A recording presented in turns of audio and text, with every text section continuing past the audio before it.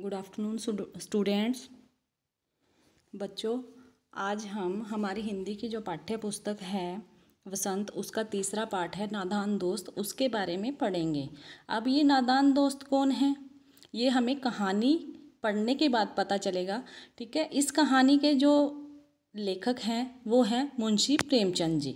और ये जो कहानी है ये बहुत सुंदर तरीके से लिखी गई है। इस कहानी में लेखक ने बच्चों के मन में उठने वाले कुछ प्रश्न और उनके उत्तर ढूंढने के फेर में, जब भी बच्चे क्या होते हैं कि उनके मन में प्रश्न उठता है और उसका उत्तर ढूंढने की कोशिश करते हैं, कई बार गलती हो जाती है और उस गलती का वर्णन यहाँ पर लेखक ने किया है।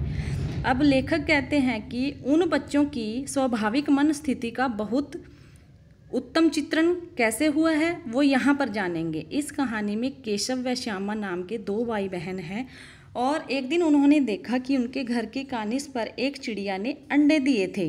वे सदा चिड़िया व चिड़े को वहाँ पर बैठा हुआ पाते थे, लेकिन उन्होंने क्या किया, घोंसला तो कभी देखा नहीं था, सिर्फ सुना था। लेकिन उनके मन में इच्छा थी कि वो घोंसला भी देखें और चिड़िया के बच्चों को भी देखें।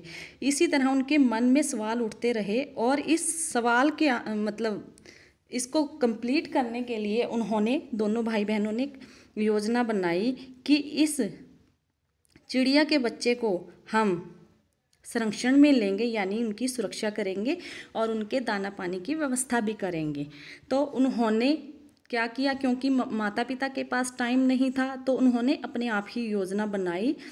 लेकिन क्या हुआ कि अपनी कल्पना में ही उनके उत्तर ढूंढते रहे, लेकिन बाद में उन्होंने, दोनों भाई बहनों ने निश्चय किया कि अब इनके अंडे दे दिए थे वहाँ पर चिड़िया ने, कि इनके अंडों की सुरक्षा कैसे की जाए। तो दोनों ने निश्चय किया कि इनके लिए भोजन भी रख देंगे और एक प्याली में पानी भी रख देंगे और धूप से बचाने के लिए उनका घोंसला कैसे बनाएंगे, उनके टूटी जो घर में है एक कूड़े की टोकरी, वो उसके ऊपर ढक देंगे। और यह काम उन्होंने कैसे किया, ऐसे इसमें अब आगे लेखक कहते हैं कि यह योजना उन्होंने कैसे बनाई। तो एक दिन जब दोपहर में दोनों बच्चे माँ के पास विश्राम कर रहे थे दोपहर को, तो जैसे ही माँ सोई दोनों बच्चे चुपके से बाहर निकल आए और क्या काम किया कि एक नहाने की चौकी ली और एक टेबल लिया और जो है चौकी के ऊपर टेबल रखा और श्यामा को कहा कि इसको पकड़ के रख, मैं ऊपर चढ़ता हूँ। और देखा कि इतनी धूप में अंडे रखे हुए थे और उन्होंने वहाँ पर खाने पीने का कुछ नहीं था, तो उन्होंने क्या काम किया, तो गद्दी जो कपड़े की बनाई उसके ऊपर अंडे रख दिए और खाने पीने की प्याली भी वहीं पर साथ में रख दी। अब जो है पुराने कूड़े की टोकरी जो टूटी हुई थी उसमें उन्होंने अखबार का टुकड़ा लगाया और उसको उसके ऊपर ढक दिया। अब जब श्यामा के मन में भी जिज्ञासा हुई कि वह भी अंडे देखे, लेकिन केशव ने उसको डांट दिया और अंडे नहीं दिखाए।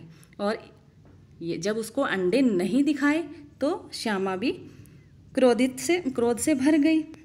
और इतने में क्या हुआ, माँ की आँख खुल गई। माँ ने देखा कि दोनों बच्चे कहाँ गए हैं, देखा कि दोनों बच्चे बाहर खड़े हैं धूप में, तो पूछा कि यहाँ क्या कर रहे हो।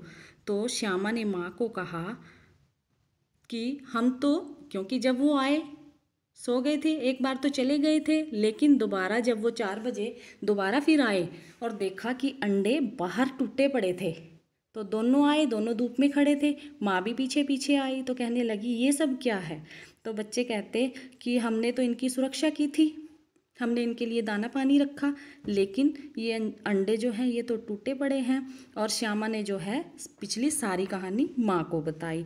अब जो है माँ ने किसको डांटा, केशव को, कि केशव को ऐसे अंडों को हाथ नहीं लगाना चाहिए था, क्योंकि अगर अंडे को हाथ लगाया जाए तो वो गंदे हो जाती हैं और चिड़िया उन्हें नहीं सेती। इसलिए किसने गिराए अंडे, चिड़िया ने, क्योंकि वह गंदे हो गए थे। तो इस जो कहानी में है यह दिखाया गया है कि कई बार हम अच्छा करने की कोशिश करते हैं, हमें पूरी जानकारी नहीं होती और उससे जो है गलत हो जाता है।